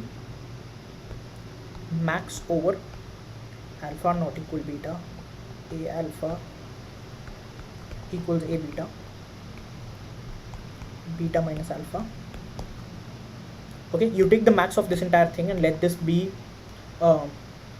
x. Then you know your final answer is going to be greater equal x. That's the idea. and this entire thing is calculated in order n square.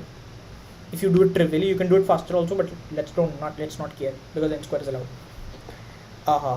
Then you know that your final answer is going to be greater equal x, because this is one way to do things. Like I'm just putting alpha beta again and again. What is the other way of doing things? The other way is to not repeat, right? And when you are not repeating, your L will be less than n because you're not repeating. So in that case, just do the previous thing, which was 1 plus n by L and 1 plus 2n by L, and so on. Just pick them at equally spreaded spaces.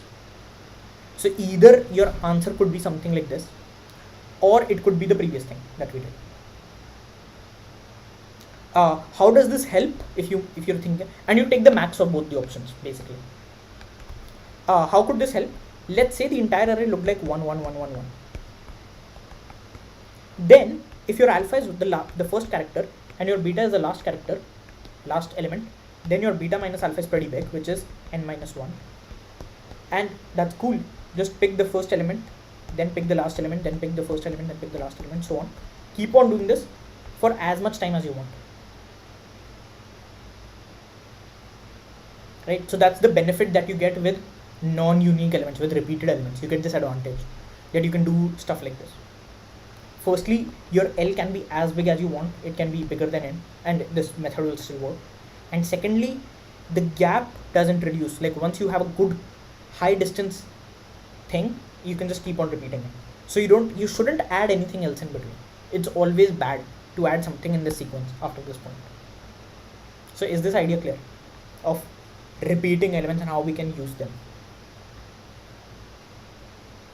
Okay, then subtask 3 is all elements are distinct, subtask 4 is just 500. Okay, now let's just do it in one go. I won't go through subtask anymore.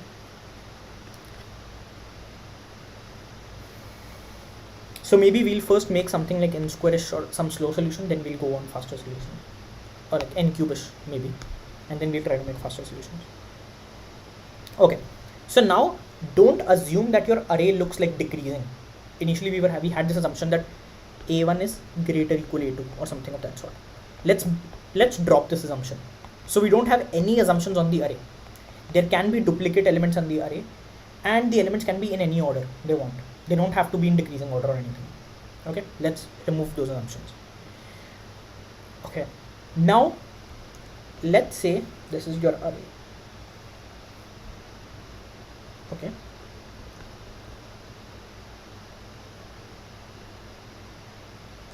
one way to go about this could be, okay, and you have to pick exactly L elements, right? So one idea of a DP solution could be that I have picked up till now I elements, and the last element that I picked is the jth element.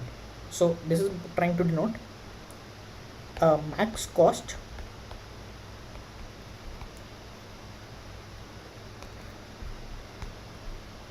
we can have after having picked I elements,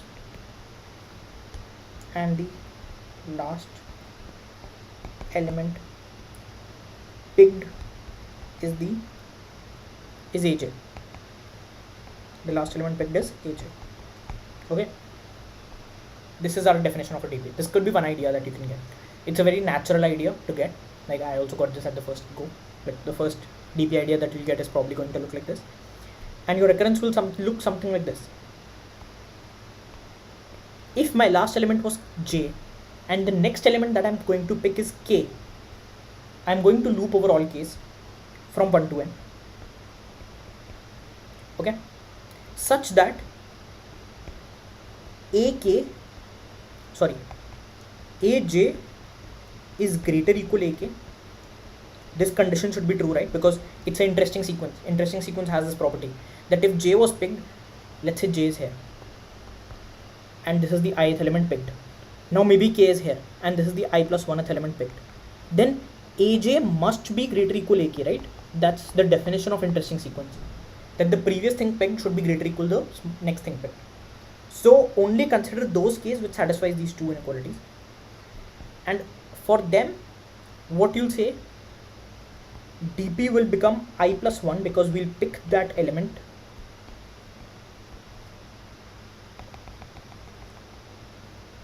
it'll actually have a min function also here. We'll pick that element I plus 1k.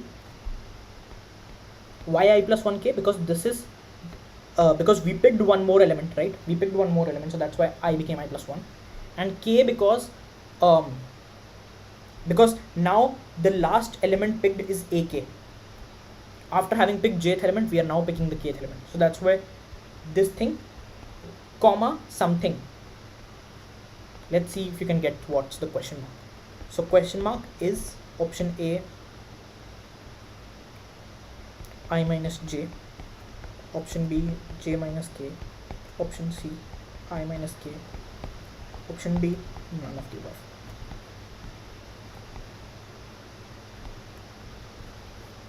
What will the question mark look like in this second? I just want to see if you can get the idea. Is it I minus t, is it j minus k, is it I minus k?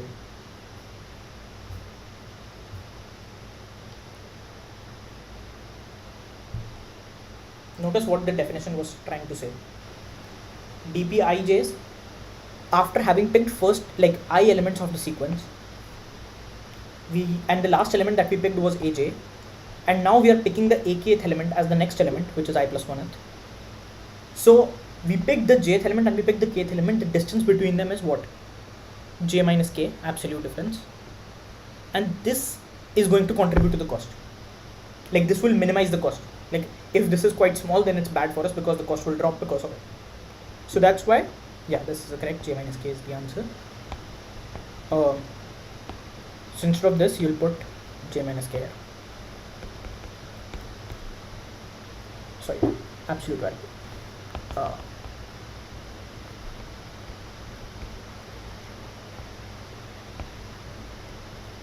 Yeah, and that's it. You have this recurrence. This recurrence will work. What about the base cases? If you have picked all the L elements, right, and you are at some element, but you have picked all the L elements, you don't need to pick anything else now. This is our base case. That basically you have picked all the L elements required and you don't have to pick anything else now. In that case, your answer is just positive infinity. Because the cost that this contributes to you is positive infinity, so that here when it's you, basically when you're doing calculating dp L minus 1 something, your recurrence will look something like this. Max of min of dp L comma something times some constant as in some proper cost, and you want this to look like plus infinity, so that this only matters. Because once you've picked the Lth element, now you don't have to do anything, you're done. So that's why plus infinity, setting this, you can basically set it to a very large value, say n square or something, and that's equivalent for you as plus infinity, because this constant can only be up to n because it's j minus k. J minus k can only be at most n. So anything bigger than that acts as a plus infinity for you. So you don't really need to put a plus infinity implementation wise, you can just put 2n, n plus 1, whatever. So this is the recurrence. Now what's the complexity of this thing? So after having picked the first I elements and the jth element was the last element, so notice the first dimension is L because L is the length of the sequence. The second dimension is n because n is the number of elements and the last element picked is n, and k is also looping over n. So total so your state is L times n and your transition is n, right? That's what we see trivially. But as we discussed earlier, that if your L is greater than n or something of that sort's happening, then you know for a fact that your solution should look like alpha beta repeated multiple times. We already showed this, because if L is bigger than n, by pigeonhole we can say that a value is being repeated. When you say a value is being repeated, that means there is a value, for example, a alpha and after some times A alpha comes again. What does that mean? That there was something here. Let's say in between there was x and y. That means A alpha was greater equal x, was greater equal y, was greater equal A alpha. What does that mean? X equal y equals A alpha. That means there is something else which is also equal to A alpha. Let it be A beta. Then you could have just repeated alpha beta again and again. That's the proof of why when L is greater than n you should always do this. And we already showed that doing this requires you order n square time.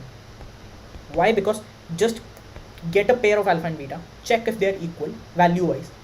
That is, A alpha should be equal to A beta. If that's true, then just try this out, which I basically explained here, this thing.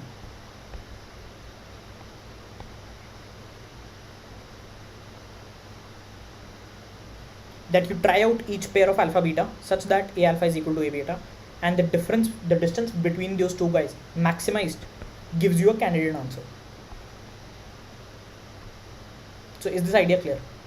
That when L is greater than n you should always do this, and when L is less than n then your DP state looks like n into n, because the first n comes from the fact that L is less than or equal to n. So now your entire thing looks like DP at most n takes order n time to calculate, so the entire thing is order n cube. So we have a order n cube solution. It's a multi-part solution. We do this alpha beta trick also for had the L been bigger, or even if L is smaller. Basically this covers some candidate solutions which look like alpha beta repeated, and the other part is the normal DP. The normal DP assumes that you won't pick the same element twice. Kind of like if you pick the same element twice, you might as well do the alpha beta trick. Is this clear? The n cube solution. Okay, cool. So we have the n cube idea. Okay, now one way to go about this could be that I might want to consider how can I speed up the transition of my DP. My transition looks like this, right? It's a max over this thing. So maybe using some data structures you could imagine being able to improve this transition time, but that's like relatively hard problem, I would say, and also it requires you to know like segment trees or other data structures, which is not that easy. Okay, up to this point we haven't considered the fact that our answer is that there is a binary searchable aspect to our question. What is it? It's this thing. Let's say for a given array A, the best cost, okay, let's say for cost equal D, you can find a sequence. Okay, so what I'll say is you have an array A. I'll change the question slightly. Is there a interesting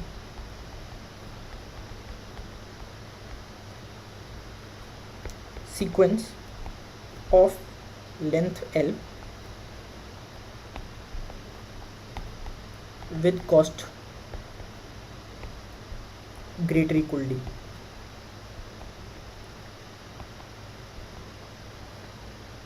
Let's say this was a question. It's a yes or no question. Okay, is there an interesting sequence or not of length L with cost greater equal D? It's a yes or no question.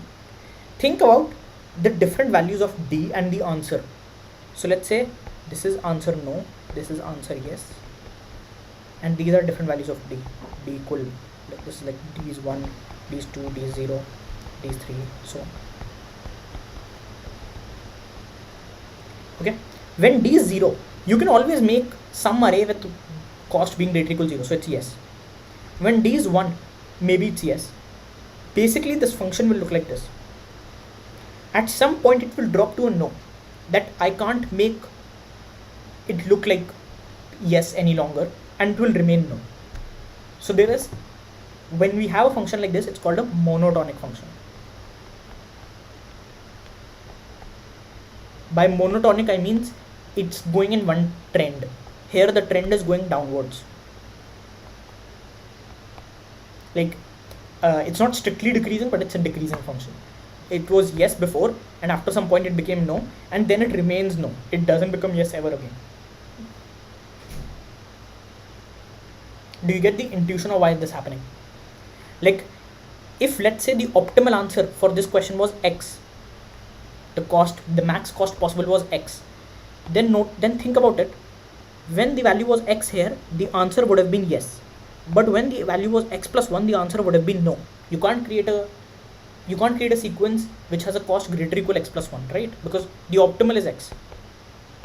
But for anything less than x, the answer would have been yes. So this is kind of like known as, like people generally say this as a monotonic property. And when you have a monotonic property like this, the benefit that you get is you can binary search on it. So how will you binary search on it? You'll ask the question, is there this is with cost length greater equal d. You'll ask the question for greater equal d, that is there a sequence, interesting sequence of length L with cost greater equal d. Let's say I can magically tell you that the answer is yes. Or okay, no, let's say I magically tell you that the answer is no. That is, there is no sequence of cost greater equal d.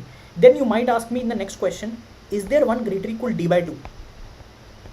Basically the idea is you're thinking about the entire range of answers possible. Let's say the entire range is from 0 to n. You first ask me for n by 2. That is there a sequence to the right of it, that can I get a cost better than n by 2? I say no. Then you know that this entire range is chopped off. And then in this range you take the middle point again, which is n by 4. And you ask, is there an interesting sequence which is of cost greater or equal n by 4? Let's say I say yes. Then you'll chop off this portion, because you know that the answer is bigger than n by 4. And then you'll binary search in the middle point and keep on asking me the question again and again. Is this idea clear of binary searching? That if you can answer a question of this format fast, let's say in order n square, if you can answer this question in order n square somehow magically, then if I ask you log n such questions, you're done. After log n such questions, you'll know the exact value of cost. Any doubts here? If you have any doubts, just put them on the message box or something. You want me to repeat anything or anything of that sort? Like, I'll explain the order n square method of this, which is like another DP, but the binary search aspect, that should be clear. Like, yeah, I just want you to understand right now the binary search aspect, that you can binary search on this thing. Commonly this kind of tactic is known as binary search or answer. People call it as BSTA, binary search on the answer. I'm not sure what T stands for, but it's known as BSTA. Please repeat the last part. Okay, good. So you understand, Pratham, do you understand this question? Is like, I'm trying to remodel the original question as this one. Is there an interesting sequence of length L with cost greater or equal d for a given d? I'll give you a d and then ask you this. That is there an interesting sequence of length L with cost greater or equal d? Firstly, notice that your cost will always be in the range 0 to n. This is easy to see because what is cost? It's minimum of some things, I something minus I something, so on. And each of these terms is between 0 to n. Right? So the minimum of these terms will also be between 0 to n. So your cost is bounded by n. Like, it's in this range. Now let's say I ask you, is there a sequence, basically is there a solution with cost greater or equal n? Let's say you answer no. Then maybe I ask you, is there a solution of length of cost greater or equal n minus 1? You answer no. I keep on decreasing one by one and I ask you, is there a solution of length of cost greater or equal n minus 10? Maybe you answer yes. Okay, for n minus 9 you answered no. For n minus 10 you answered yes. Now when you answered yes for n minus 10, I immediately know that the answer is n minus 10. I'm done. I can just stop here. I don't have to go below. That's the idea. That once you tell me that the answer is greater or equal n minus 10, I can stop immediately. But this was quite slow. I was going one step, asking you the same question again and again. I'm saying instead of doing it slowly like this, binary search on this. So first ask, basically your range is from 0 to n, answers range. First ask for n by 2. That is there a solution with cost greater or equal n by 2? Let's say the answer comes out to be no. then I know that the answer doesn't lie here in this region. So this entire region is waste for me. I only consider this region. Then I binary search in this region, I get this point, n by 4. Then I ask, is the cost greater or equal to n by 4? Let's say you answer yes. Here you answered no, let's say here you answer yes. Then I know this region is waste for me because I know the answer is in this region. Then here maybe I pick this point which is like 3n by 4, and then I ask again, is the answer yes or no? And you can keep on shrinking this region till the time it's of size 1 cross 1, and that's your answer. So basically, if you can answer this kind of a question fast, that is almost in order n square, then your entire question can be solved in n square log. The log factor comes from the binary search, and we have already shown that the range of binary searching is n. Okay, so now the question is there a ln solution of cost greater or equal to d? So for a given d, we have to answer this question fast. We have to answer this in order n square. That's now the question for us. Okay, so okay, now notice that in this question we are given d. So the way we can try to exploit this fact is that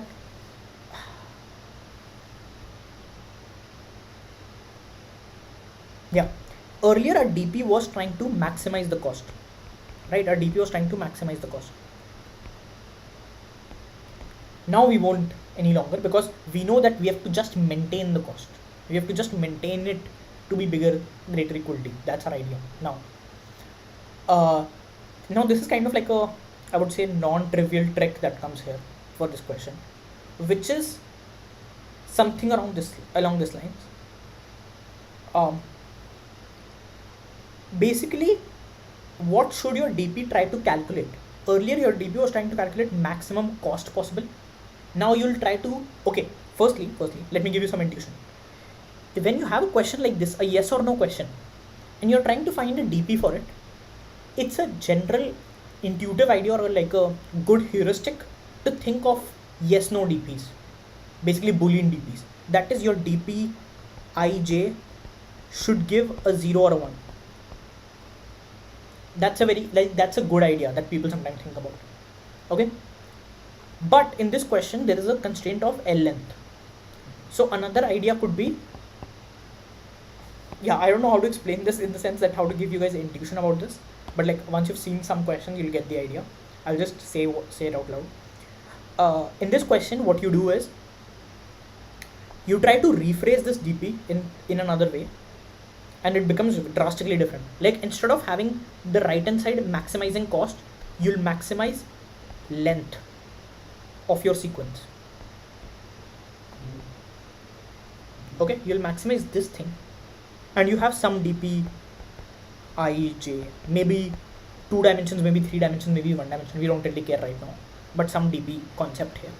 So basically some DP concept here which maximizes the length. The idea is, so I'll give you the idea first. DP something tries to denote what is the max length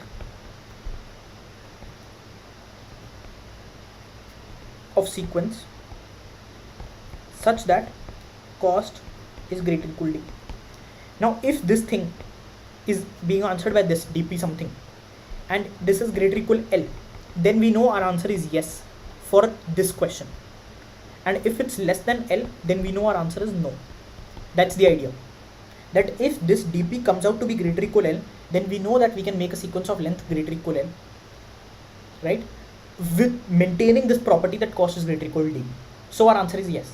And if it's less than L, the value comes out to be less than L, the maximum length possible, then we know that we cannot make a L length sequence which maintains this cost to be greater or equal to d. Therefore our answer is no in that case.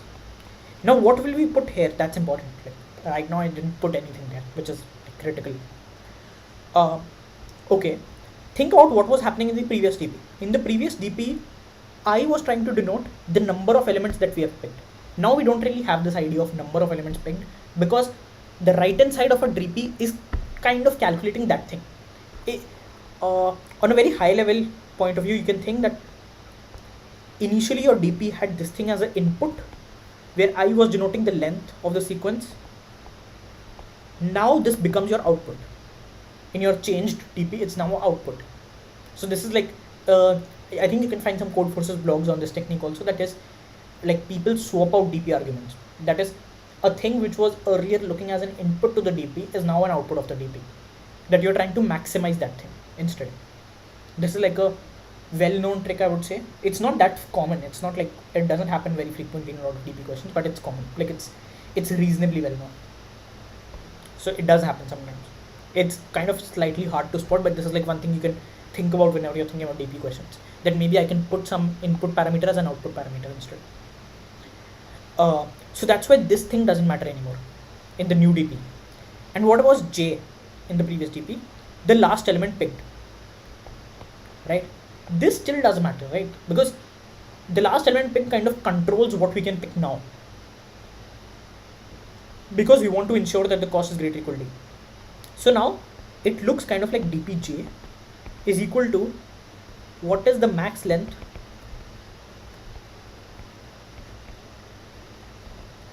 of sequence such that cost is greater equal to D, and right now aj is the last element.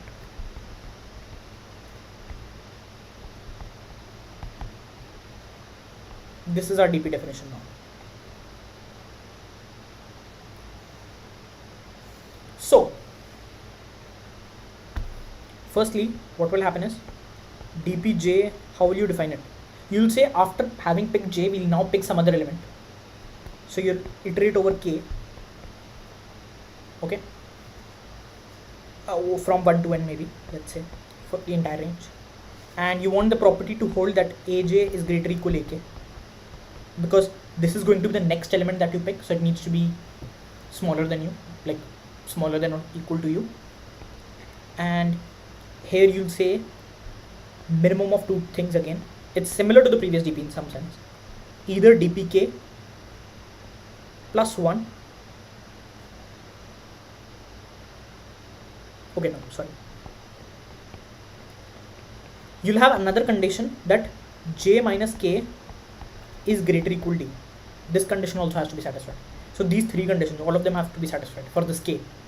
It should be smaller in value, the aj, like the ak, and the distance from j should be at least D, so that the cost doesn't drop, right? We are no longer trying to maintain cost, but instead we are just trying to maximize length. So dpk, what will dpk give you? Think about it first. dpk will give you the maximum length such that ak is the last element and we have to maintain the cost greater equal to D. D is fixed. So that thing plus 1, correct? This entire thing. So this is dpj. If you don't find any such k, then you can maximize it with 1 also. Like you can, how should I say this? Maximum of 1. Okay, let me just write this more cleanly. dpj is equal to max of two things, either 1 or dpk plus 1, where k is from 1 to n, aj is greater equal ak, and j minus k is greater equal D. So this entire recurrence relation idea runs in order n square. Why? You have n here, n different states here.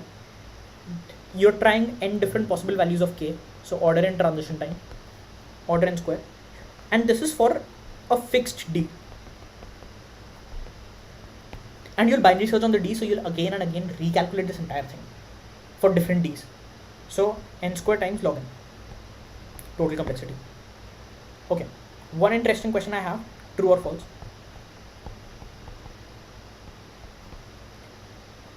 Should this be aj greater equal k right now? Right now, is this correct? Or should it be aj greater than k strictly? So basically option true is it should be aj greater equal ak. Okay, option false is it should be aj strictly greater than ak. Think what will happen in the DP in both the cases. Is one of them broken? I can tell you that one of them is wrong. Think which one is wrong. In the two DPs, if I change this inequality slightly, one of the DPs is wrong. Like one of them won't work.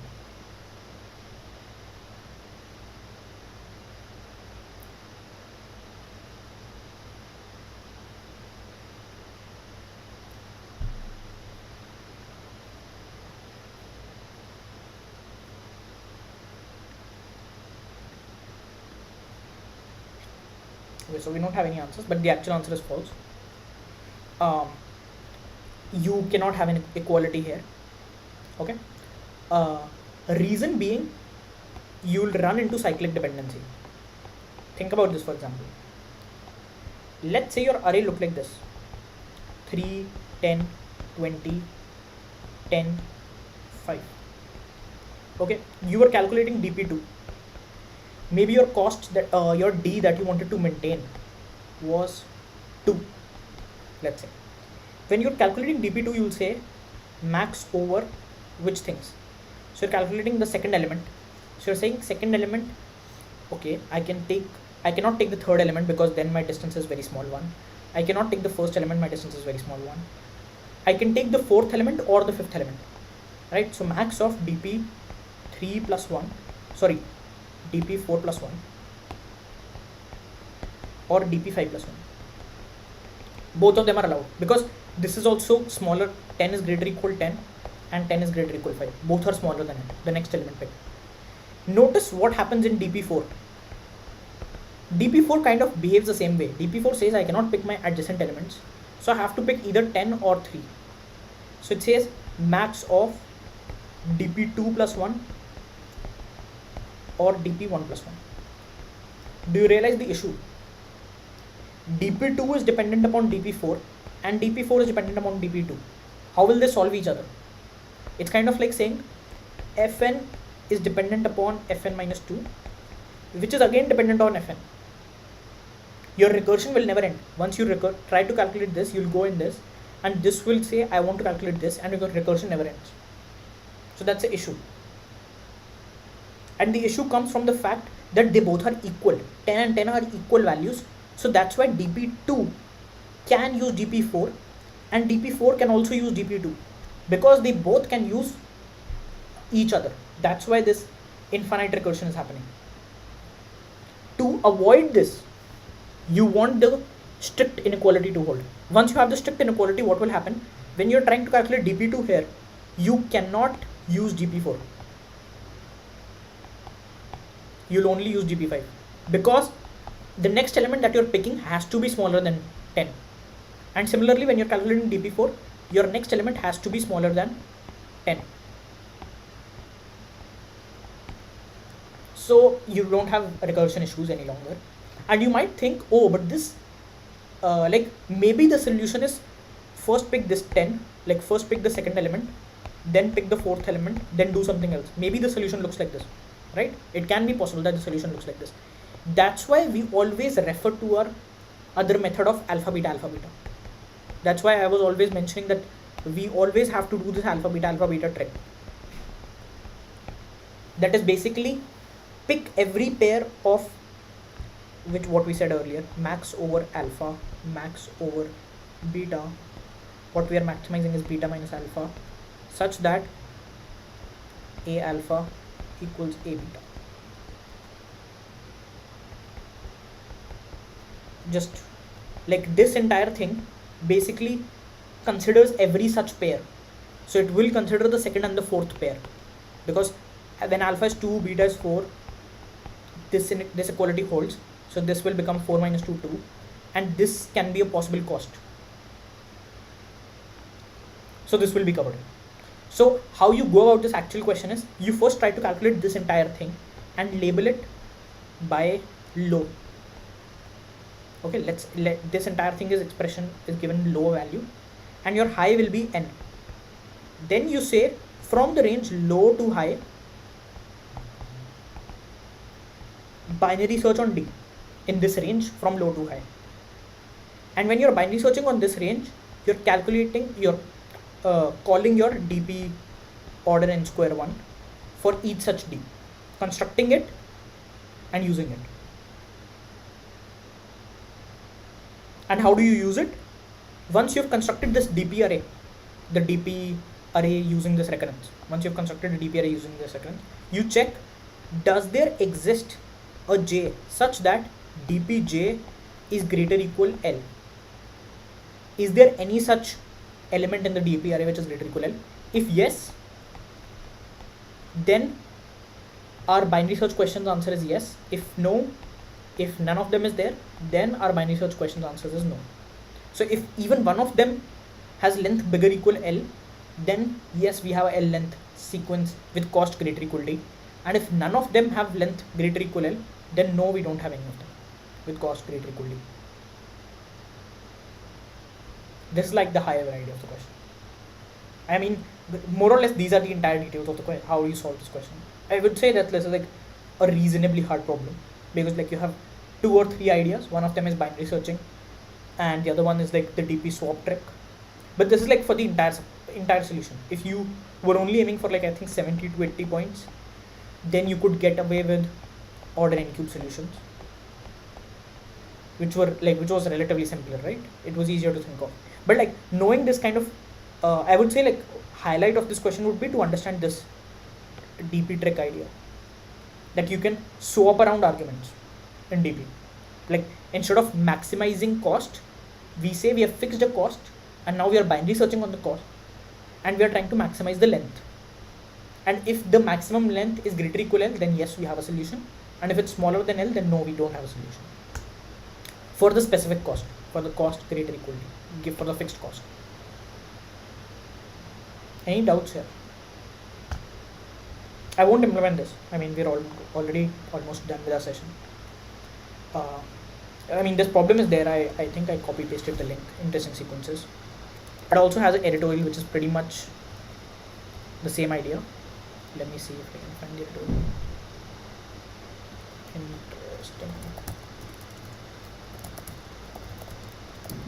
sequences. Yep, this is the editorial. I use the same variable notation as editorial, so you can easily understand the editorial also, I guess. Yeah. That's pretty much it. If you have any doubts regarding this question or the previous question, or like any general thing that you want to ask regarding DP for the Olympic problems, you can put the question here. Otherwise, we can click that this is the last class of this set of this course.